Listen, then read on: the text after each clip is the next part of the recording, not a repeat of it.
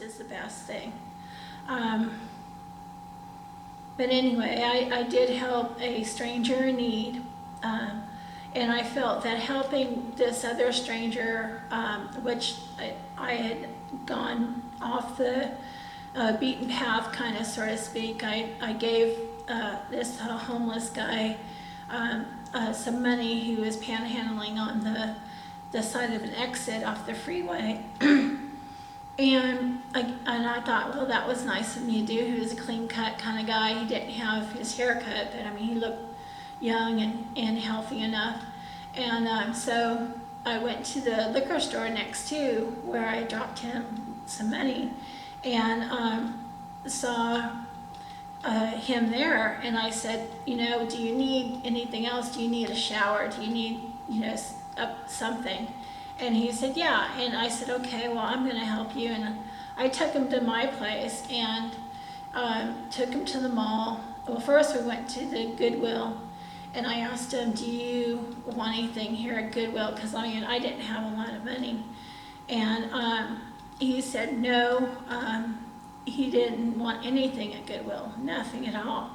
And then I took him to the mall, and I gave him a haircut there at a real expensive place, and he got a nice haircut, and then he looked a lot different, and he came back, and he had taken a shower, and he had seemed really presentable then, I guess, and he had a bag with him. And he laid down on the couch and he slept there, and it seemed like when he left, because I didn't see him leave, he didn't touch me or do anything. He was very gentlemanly. But after he had gone, I looked and I saw his bag, and there was no drugs or anything in it. But the couch was all full of dirt and smelled like it was on the side of the road. It didn't look like the couch I had. He must have had still dirt on him in his pores or whatever, because it went right into the couch and never came out. I thought, well, I'll just return this bag to where I found him. He said he was sleeping next to his church on the side of the road where the off-ramp was. So I threw the bag on over the wall of the church by where he said he was sleeping in the trees there, so he would at least get his bag back. And after I did, I felt like I entertained an angel unaware, because after I entertained him, I gone through a lot of, like, I don't want this world. This world is not for me. I mean, take the example of this guy who seemed very nice and everything, and he turned away from all that was worldly. Even in the Bible it says don't, keep those things that someone had died in, plagues or something could happen with those clothes at the Goodwill, because then they could have been from someone who had a sickness or even died.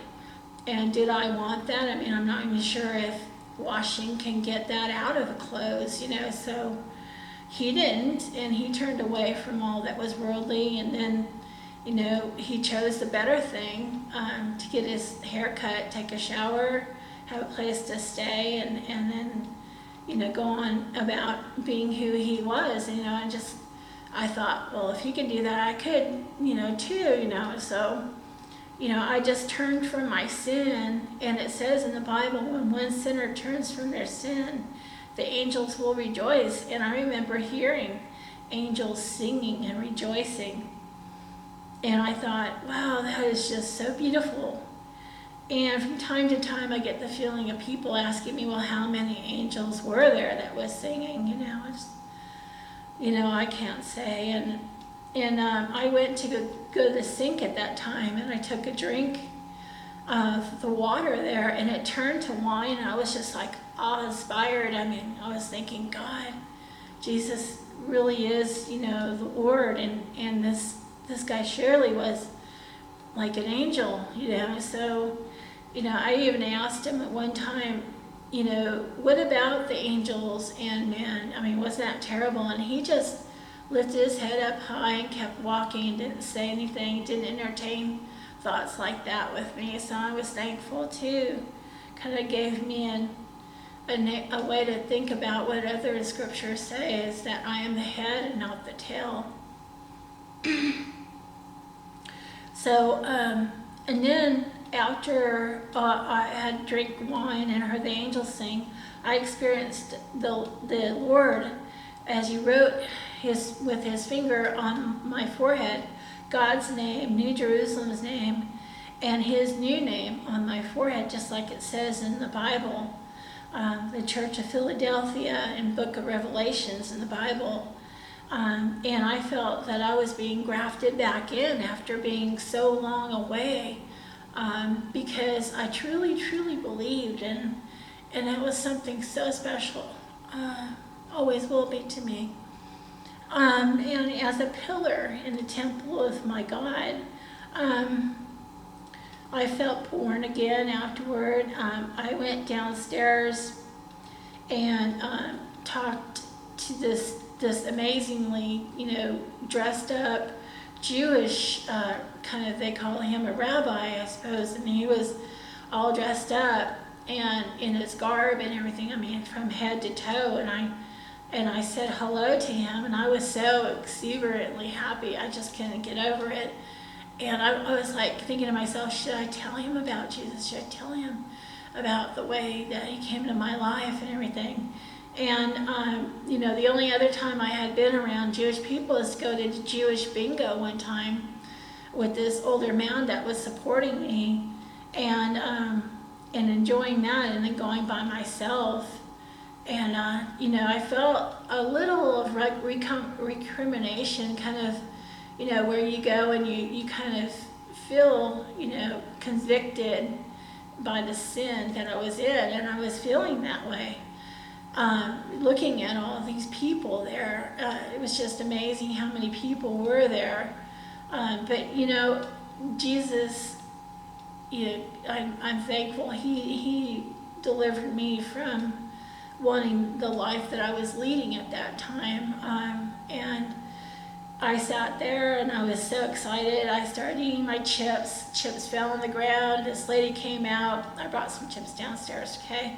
It was like in an apartment complex, and you had like an outdoor lanai or porch area that was covered and almost closed in, but it wasn't. And it had windows, and the windows had openings into the air. So it wasn't closed in. It was just a nice little bench that people sat on. And she came out of her apartment, which was kind of close to it, and started saying, "There's chips on the floor, you gotta clean that up." And I was going, well, there's people at work here to do that too, but yeah, I'll clean them up. And she just got really, I don't know, something. And then the police somehow were called. She must have done it thinking I was being obstinate to her, and that, in some way, I must have threatened her, because that's what the police said I did, or I did not do. And as the police were putting me in the car, actually I went back up to the apartments after I talked to her. Had nothing to do more with that. And that, it was like prior to the police putting me in a car and stuff and being there. And the police came up to the apartment and got me out and handcuffed me. And I'm like, what? I was sitting all along, doing whatever I want in the world, going out, buying lots of clothes and throwing money left and right. This old man gave me. And then all of a sudden now I'm getting all this attention for a couple of chips on the floor. I don't think so. What is this? And then, so on the way out though, which I really am just kind of the police let this black guy come up and knock my hat off my head. And I'm like, what did he do that for? He hit me on the head. And I was like, what?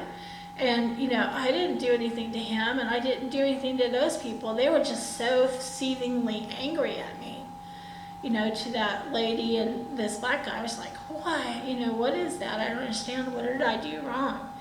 And then they took me and they put me into a mental psych ward.